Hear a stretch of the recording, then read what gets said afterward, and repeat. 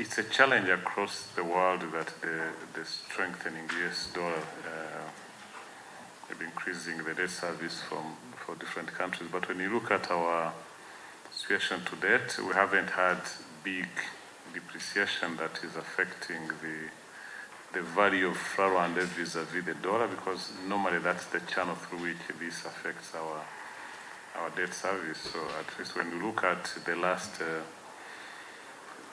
9 months now, we've reached a depreciation of around 3.3%. And I think we project to the end of the year around 4.7. So far, we haven't had big impact on our depreciation. This is normally the depreciation we've seen in the last,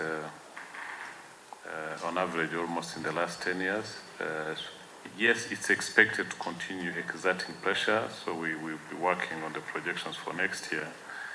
And I would say yes, there is that challenge, but that is taken into consideration when we are doing debt sustainability analysis for the country. And as said by the IMF mission chief, so far when we do the debt sustainability analysis with these projected strengthening of the dollar or its impact on the value of our flour and vis-a-vis the dollar, we remain sustainable. So we don't have any issues for now that puts Rwanda in a weak position vis-a-vis servicing its external debt, because the big chunk, more than 80% of our debt is concessional debt, so it makes it easy to handle going forward. But maybe to add to this is, as I earlier mentioned, even the external debt, which is predominantly dollar denominated, when you look at the debt service, because the government has been able to secure a lot of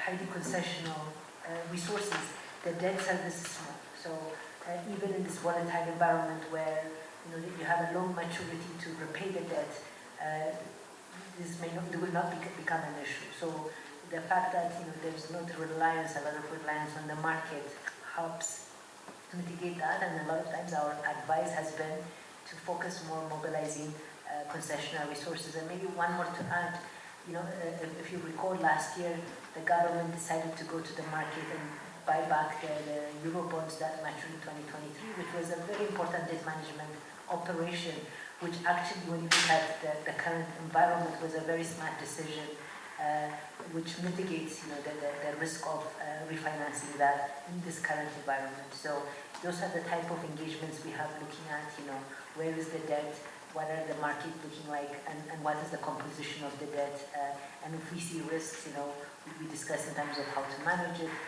but also they have a very good debt management unit that is looking at this and making the debt manageable even in this difficult environment.